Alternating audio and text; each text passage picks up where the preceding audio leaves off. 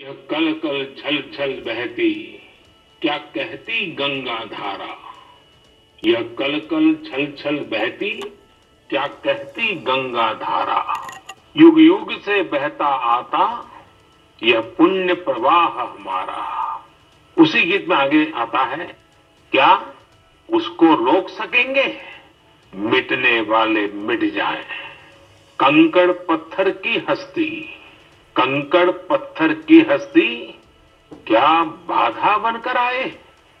भारत में भी जहां एक तरफ बड़े बड़े संकट आते गए, वहीं सभी बाधाओं को दूर करते हुए अनेकों अनेक सृजन भी हुए। नए साहित्य रचे गए, नए अनुसंधान हुए, नए सिद्धांत गढ़े गए। यानी संकट के दौरान भी हर क्षेत्र में सृजन की प्रक्रिया जारी रही और हमारी संस्कृति पुष्पित पल्लवित होती रही। देश आगे बढ़ता ही रहा। भारत ने हमेशा संकटों को सफलता की सीढ़ियों में परिवर्तित किया है। इसी भावना के साथ हमें आज भी इन सारे संकटों के बीच आगे बढ़ते ही रहना है।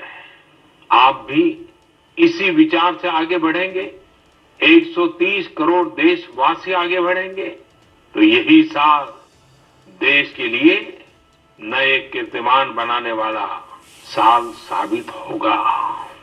इसी साल में देश नए लक्ष्य प्राप्त करेगा, नई उड़ान भरेगा, नई ऊंचाइयों को छुएगा।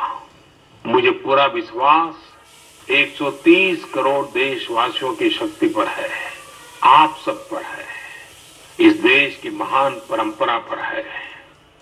मेरे प्यारे देशवासियों, संकट चाहे जितना भी बड़ा हो, भारत के संस्कार निस्वार्थ भाव से सेवा की प्रेरणा देते हैं।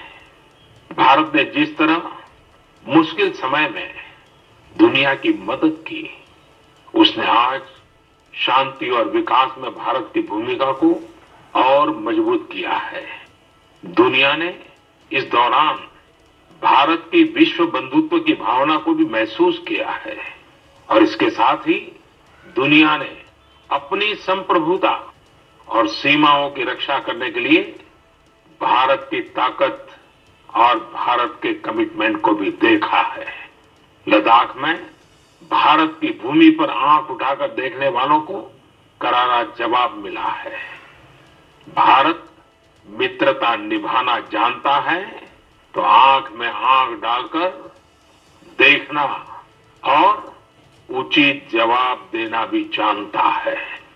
हमारे वीर सैनिकों ने दिखा दिया है कि वो कभी भी मां भारती के गौरव पर आंच नहीं आने देंगे। साथियों, लद्दाख में हमारे जो वीर जवान शहीद हुए हैं, उनके शौर्य को पूरा देश नमन कर रहा है, श्रद्धांजलि दे रहा है। पूरा देश उनका कृतज्ञ है, उनके सामने नतमस्तक है। इन साथियों के परिवारों की तरह ही हर भारतीय इन्हें खोने का दर्द भी अनुभव कर रहा है। अपने वीर सपूतों के बलिदान पर उनके परिजनों में गर्व की जो भावना है, देश के लिए जो जज्बा है, यही तो देश की ताकत है। आपने देखा होगा, जिनके बेटे शहीद हुए, वो माता पिता अपने दूसरे बेटों को भी, घर के दूसरे बच्चों को भी सेना में भेजने की बात कर रहे हैं। बिहार के रहने वाले शहीद कुंदन कुमार के पिताजी के शब्द तो कानों में गूंज रहे हैं। वो कह रहे थे, अपने पोतों को भी देश की रक्षा के लिए सेना में भेजूंगा। यही हौसला हर शहीद के परिवार का है। वास्तव में इन परिजनों का त्याग पूजनीय है। भारत माता की रक्षा के जिस संकल्प से हमारे जवानों ने बलिदान दिया है, उसी संकल्प को हमें भी जीवन का ध्येय बनाना है, हर देशवासी को बनाना है। हमारा हर प्रयास इसी दिशा में होना चाहिए, जिससे सीमाओं की रक्षा के लिए देश की ताकत बढ़े, देश और अधिक सक्षम बने, देश आत्मनिर्भर बने। यही हमारे शहीदों को सच्ची श्रद्धांजलि भी होगी। मुझे असम से रजनी जी ने लिखा है कि उन्होंने पूर्वी लद्दाख में जो कुछ हुआ वो देखने के बाद एक प्रण लिया है। प्रण ये कि वो लोकल ही खरीदेंगे, इतना ही नहीं, लोकल के लिए वोकल भी होगी। ऐसे संदेश मुझे देश के हर कोने से आ रहे हैं। बहुत से लोग मुझे पत्र लिखकर बता रहे हैं कि वो इस और बढ़ चले हैं। इसी तरह तमिलनाडु के मदुरई से मोहन रामामूर्ति जी ने लिखा है कि वो भारत को डिफेंस के क्षेत्र में आत्मनिर्भर बनते हुए देखना चाहते हैं। साथियों, आजादी के पहले हमारा देश डिफेंस सेक्टर में दुनिया के कई देशों से आगे था। हमारे यहाँ अनेकों ऑर्डिनेंस फैक्ट्रियां होती थी। उस समय कई देश जो हमसे बहुत पीछे थे वो आज हमसे आगे हैं। आजादी के बाद डिफेंस सेक्टर में हमें जो प्रयास करने चाहिए थे, हमें अपने पुराने अनुभवों का जो लाभ उठाना चाहिए था, हम उसका लाभ नहीं उठा पाए।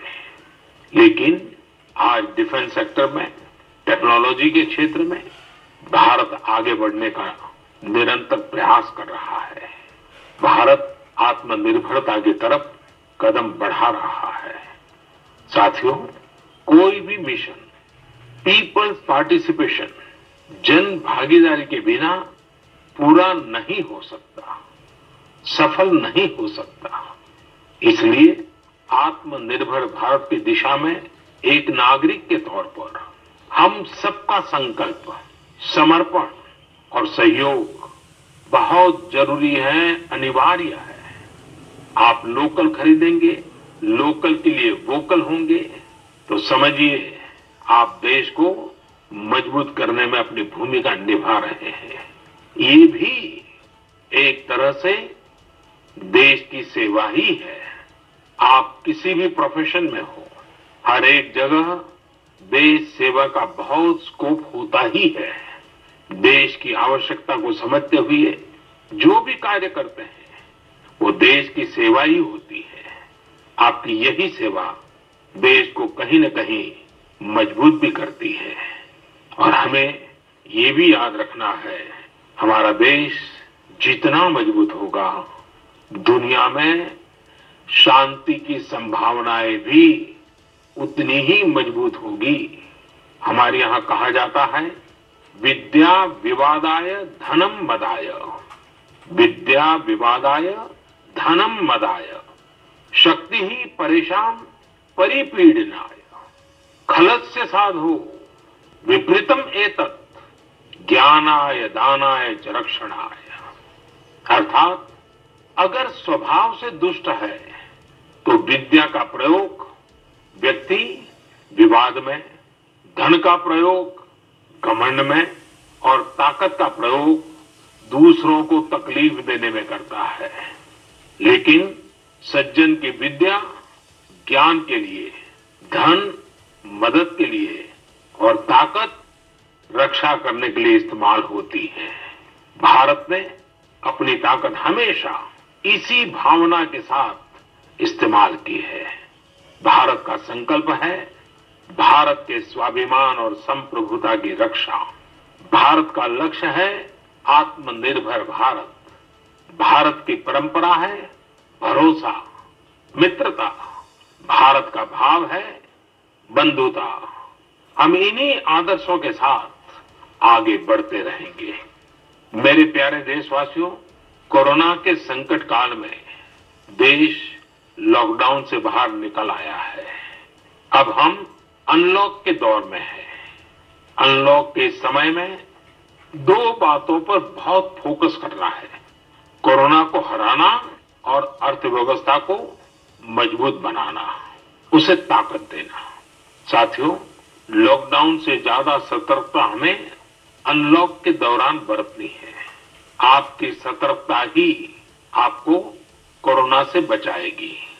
इस बात को हमेशा याद रखिए कि अगर आप मास्क नहीं पहनते हैं, 2 गज की दूरी का पालन नहीं करते हैं या फिर दूसरी जरूरी सावधानियां नहीं बरतते हैं, तो आप अपने साथ साथ दूसरों को भी जोखिम में डाल रहे हैं, खास तौर पर घर के बच्चों और बुजुर्गों को।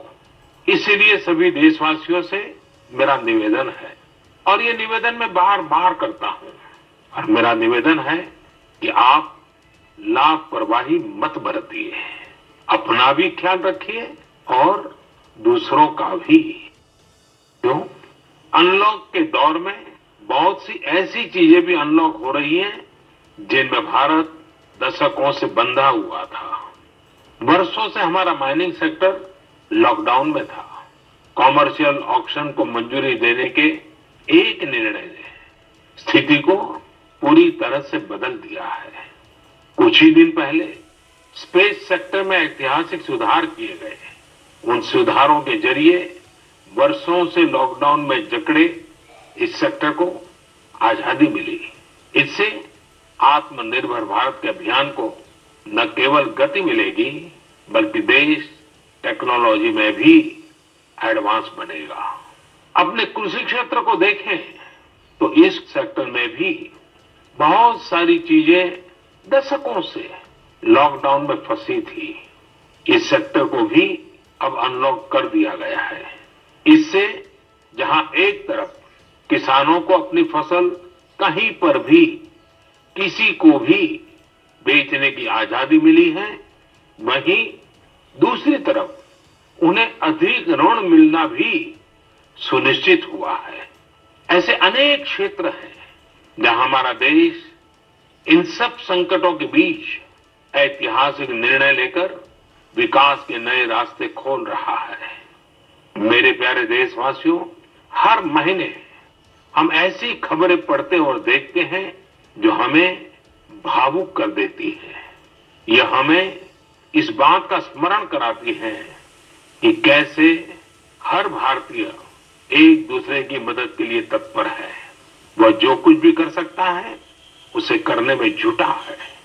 अरुणाचल प्रदेश की एक ऐसी ही प्रेरक कहानी मुझे मीडिया में पढ़ने को मिली। यहाँ सियांग जिले के मिरेम गांव ने वो अनोखा कार्य कर दिखाया जो समूचे भारत के लिए एक मिसाल बन गया है। इस गांव के कई लोग बाहर रहकर नौकरी करते हैं। गांव वालों ने देखा कि कोरोना महामारी के समय ये सभी अपने गांव की ओर लौट रहे हैं। ऐसे में गांव वालों ने पहले से ही गांव के बाहर क्वारंटीन का इंतजाम करने का फैसला किया।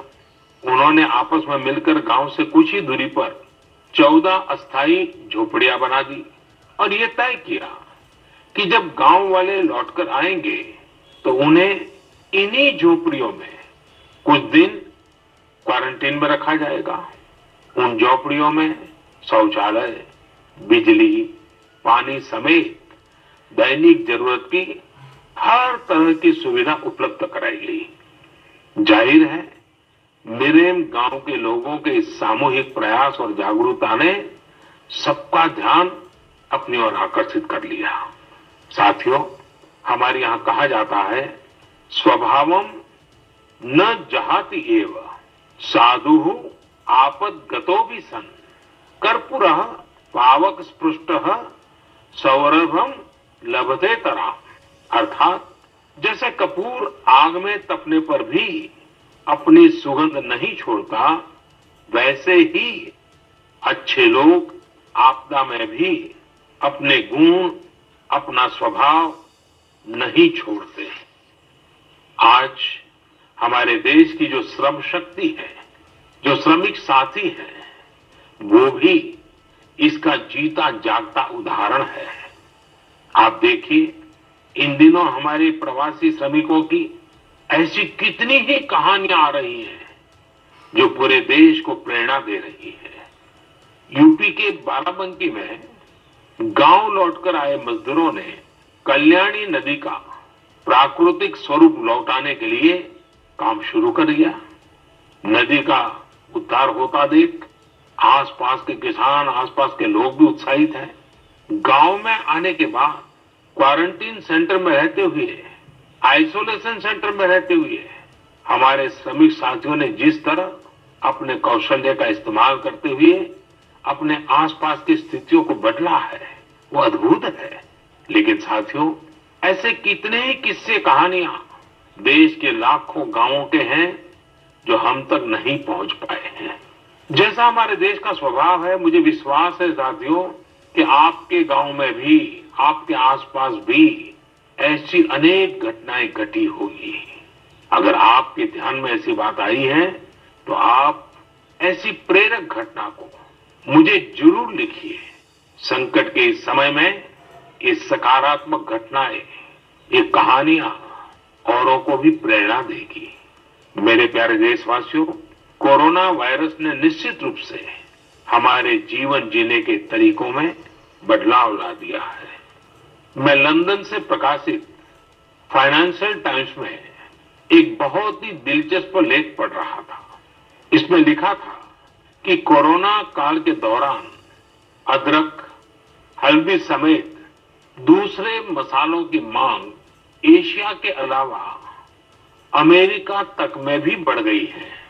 पूरी दुनिया का ध्यान इस समय अपनी इम्यूनिटी बढ़ाने पर है और इम्यूनिटी बढ़ाने वाली इन चीजों का संबंध हमारे देश से है। हमें इनकी खासियत विश्व के लोगों को ऐसी सहज और सरल भाषा में बतानी चाहिए जिसे वे आसानी से समझ सकें और हम एक हेल्थियर प्लेनेट बनाने में अपना योगदान दे सकें।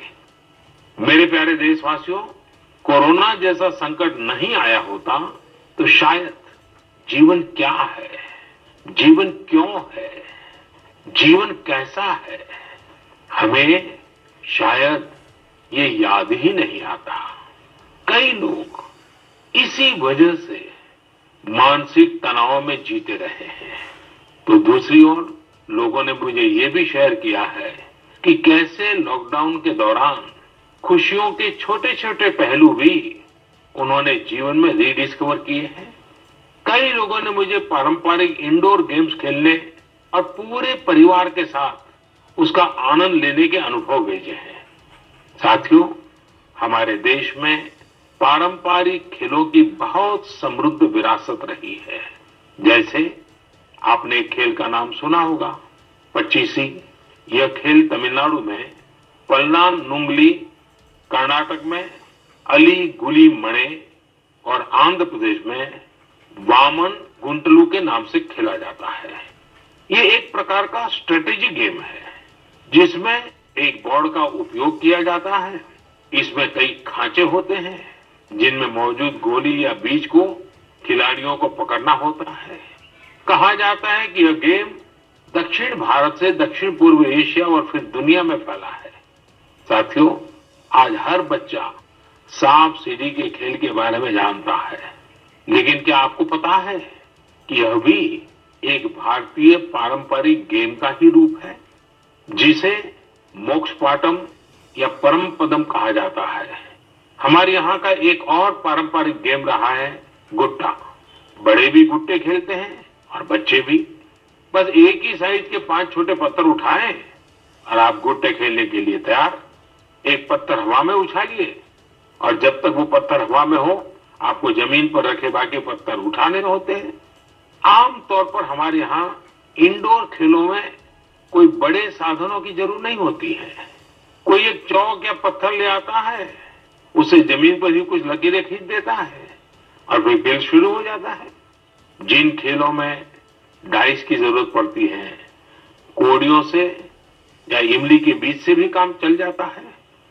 साथियों, मुझे मालूम है आज जब मैं ये बात कर रहा हूं, कितने ही लोग अपने बचपन में लौट गए होंगे, कितनों को ही अपने बचपन के दिन याद आ गए होंगे। मैं यही कहूंगा कि उन दिनों को आप भूले क्यों है, उन खेलों को आप भूले क्यों है। मेरा घर के नाना नानी, दादा दादी, घर के बुजुर्गों से आग्रह है कि नई पीढ़ी में ये खेल आप अगर ट्रांसफर नहीं करेंगे तो कौन करेगा।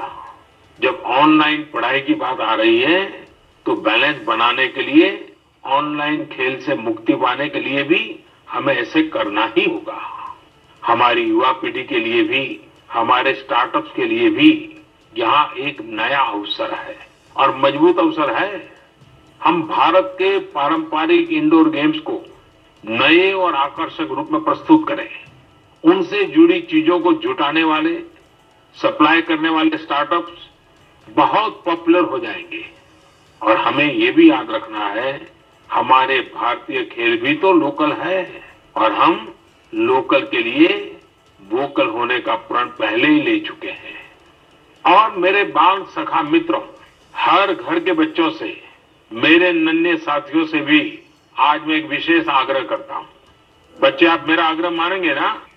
देखिए, मेरा आग्रह है कि मैं जो कहता हूं आप जरूर करिए। एक काम करिए, जब थोड़ा समय मिले तो माता पिता से पूछकर मोबाइल उठाइए और अपने दादा दादी, नाना नानी या घर में जो भी बुजुर्ग हैं उनका इंटरव्यू रिकॉर्ड कीजिए। अपने मोबाइल फोन में रिकॉर्ड करिए। जैसे आपने टीवी पर देखा होगा ना, कैसे पत्रकार इंटरव्यू करते हैं, बस वैसा ही इंटरव्यू आप कीजिए। और आप उनसे सवाल क्या करेंगे, मैं आपको सुझाव देता हूं। आप उनसे जरूर पूछिए कि वो बचपन में उनका रहन सहन कैसा था, वो कौन से खेल खेलते थे, कभी नाटक देखने जाते थे, सिनेमा देखने जाते थे, कभी छुट्टियों में मामा के घर जाते थे, कभी खेत खलिहान में जाते थे, त्योहार कैसे मनाते थे। बहुत सी बातें आप उनको पूछ सकते हैं। उनको भी 40-50 साल, 60 साल पुरानी अपनी जिंदगी में जाना बहुत आनंद देगा। और आपके लिए 40-50 साल पहले का हिंदुस्तान कैसा था, आप जहां रहते हैं वो इलाका कैसा था, वहां परिसर कैसा था, लोगों के तौर तरीके क्या थे, सब चीजें बहुत आसानी से आपको सीखने को मिलेगी, जानने को मिलेगी। और आप देखिए, आपको बहुत मजा आएगा। और परिवार के लिए एक बहुत ही अमूल्य खजाना, एक अच्छा वीडियो एल्बम भी बन जाएगा। साथियों, ये सत्य है कि आत्मकथा या जीवनी, ऑटोबायोग्राफी या बायोग्राफी, इतिहास की सच्चाई के निकट जाने के लिए बहुत ही उपयोगी माध्यम होती है। आप भी अपने बड़े बुजुर्गों से बातें करेंगे तो उनके समय की बातों को, उनके बचपन, उनके युवा काल की बातों को और आसानी से समझ पाएंगे। ये बेहतरीन मौका है कि बुजुर्ग भी अपने बचपन के बारे में, उस दौर के बारे में अपने घर के बच्चों को बताएं। साथियों, देश के एक बड़े हिस्से में अब मानसून पहुंच चुका है। इस बार बारिश को लेकर मौसम विज्ञानी भी बहुत उत्साहित है, बहुत उम्मीद जता रहा है। बारिश अच्छी होगी तो हमारे किसानों की फसलें अच्छी होगी, वातावरण भी हरा भरा होगा। बारिश के मौसम में प्रकृति भी जैसे खुद को रिजुविनेट कर लेती है। मानव प्राकृतिक संसाधनों का जितना दोहन करता है, प्रकृति एक तरह से बारिश के समय उनकी भरपाई करती है, रिफिलिंग करती है। लेकिन ये रिफिलिंग तभी हो सकती है जब हम भी इसमें अपनी धरती माँ का साथ दें, अपना दायित्व निभाएं। हमारे द्वारा किया गया थोड़ा सा प्रयास प्रकृति को, पर्यावरण को बहुत मदद करता है। हमारे कई देशवासी तो इसमें बहुत बड़ा काम कर रहे हैं। कर्नाटक के मंडावली में एक 80-85 साल के बुजुर्ग है कामेगौड़ा जी। कामेगौड़ा जी एक साधारण किसान है, लेकिन उनका व्यक्तित्व बहुत असाधारण है। उन्होंने एक ऐसा काम किया है कि कोई भी आश्चर्य में पड़ जाएगा। 80-85 साल के कामेगौड़ा जी अपने जानवरों को चराते हैं, लेकिन साथ साथ उन्होंने अपने क्षेत्र में नए तालाब बनाने का भी बीड़ा उठाया हुआ है। वे अपने इलाके में पानी की समस्याओं को दूर करना चाहते हैं, इसलिए जल संरक्षण के काम में, छोटे छोटे तालाब बनाने के काम में जुटे हैं। आप हैरान होंगे कि 80-85 वर्ष के कामेगौड़ा जी अब तक 16 तालाब खोद चुके हैं अपनी मेहनत से, अपने परिश्रम से। हो सकता है कि जो तालाब उन्होंने बनाए वो बहुत बड़े ना हो, लेकिन उनका ये प्रयास बहुत बड़ा है। आज पूरे इलाके को इन तालाबों से एक नया जीवन मिला है। साथियों, गुजरात के वडोदरा का भी एक उदाहरण बहुत प्रेरक है। यहाँ जिला प्रशासन और स्थानीय लोगों ने मिलकर एक दिलचस्प मुहिम चलाई। इस मुहिम की वजह से आज वडोदरा में 1000 स्कूलों में रेन वाटर हार्वेस्टिंग होने लगी है। एक अनुमान है कि इस वजह से हर साल औसतन करीब 10 करोड़ लीटर पानी बेकार बह जाने से बचाया जा रहा है। साथियों, इस बरसात में प्रकृति की रक्षा के लिए, पर्यावरण की रक्षा के लिए हमें भी कुछ इसी तरह सोचने की, कुछ करने की पहल करनी चाहिए। जैसे कई स्थानों पर गणेश चतुर्थी को लेकर तैयारियां शुरू होने जा रही होंगी। क्या इस बार हम प्रयास कर सकते हैं कि इको फ्रेंडली गणेश जी की प्रतिमाएं बनाएंगे और उन्हीं का पूजन करेंगे? क्या हम ऐसी प्रतिमाओं के पूजन से बच सकते हैं जो नदी तालाबों में विसर्जित किए जाने के बाद जल के लिए, जल में रहने वाले जीव जंतुओं के लिए संकट बन जाती है? मुझे विश्वास है आप ऐसा जरूर करेंगे। और इन सब बातों के बीच हमें ये भी ध्यान रखना है कि मानसून के सीजन में कई बीमारियां भी आती हैं। कोरोना काल में हमें इनसे भी बचकर रहना है। आयुर्वेदिक औषधियां, काढ़ा, गर्म पानी, इन सब का इस्तेमाल करते रहिए, स्वस्थ रहिए। मेरे प्यारे देशवासियों, आज 28 जून को भारत अपने एक भूतपूर्व प्रधानमंत्री को श्रद्धांजलि दे रहा है, जिन्होंने एक नाजुक दौर में देश का नेतृत्व किया। हमारे ये पूर्व प्रधानमंत्री श्री पीवी नरसिम्हा राव जी की आज जन्म शताब्दी वर्ष की शुरुआत का दिन है। जब हम पीवी नरसिम्हा राव जी के बारे में बात करते हैं तो स्वाभाविक रूप से राजनेता के रूप में उनकी छवि हमारे सामने उभरती है, लेकिन ये भी सच्चाई है कि वो अनेक भाषाओं को जानते थे, भारतीय एवं विदेशी भाषाएं बोल लेते थे। वे एक और भारतीय मूल्यों में रचे बसे थे, तो दूसरी ओर उन्हें पाश्चात्य साहित्य और विज्ञान का भी ज्ञान था। वे भारत के सबसे अनुभवी नेताओं में से एक थे, लेकिन उनके जीवन का एक और पहलू भी है और वो उल्लेखनीय है, हमें जानना भी चाहिए। साथियों, नरसिम्हा राव जी अपनी किशोरावस्था में ही स्वतंत्रता आंदोलन में शामिल हो गए थे। जब हैदराबाद के निजाम ने वंदे मातरम गाने की अनुमति देने से इनकार कर दिया था, तब उनके खिलाफ आंदोलन में उन्होंने भी सक्रिय रूप से हिस्सा लिया था। उस समय उनकी उम्र सिर्फ 17 साल थी। छोटी उम्र से ही श्रीमान नरसिम्हा राव अन्याय के खिलाफ आवाज उठाने में आगे थे। अपनी आवाज बुलंद करने में कोई कोर कसर बाकी नहीं छोड़ते थे। नरसिम्हा राव जी के इतिहास को भी बहुत अच्छी तरह समझते थे।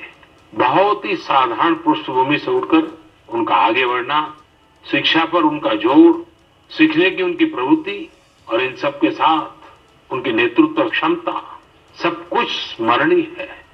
मेरा आग्रह है कि नरसिम्हा राव जी के जन्म शताब्दी वर्ष में आप सभी लोग उनके जीवन और विचारों के बारे में ज्यादा से ज्यादा जानने का प्रयास करें।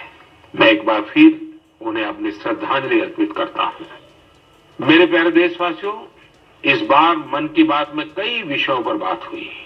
अगली बार जब हम मिलेंगे तो कुछ और नए विषयों पर बात होगी। आप अपने संदेश, अपने इनोवेटिव आइडियाज मुझे जरूर भेजते रहिए। हम सब मिलकर आगे बढ़ेंगे और आने वाले दिन और भी सकारात्मक होंगे।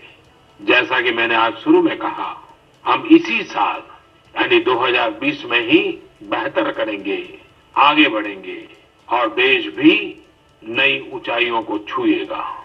मुझे भरोसा है कि 2020 भारत को इस दशक में एक नई दिशा देने वाला वर्ष साबित होगा। इसी भरोसे को लेकर आप भी आगे बढ़िए, स्वस्थ रहिए, सकारात्मक रहिए। इन्हीं शुभकामनाओं के साथ आप सभी का बहुत बहुत धन्यवाद। नमस्कार।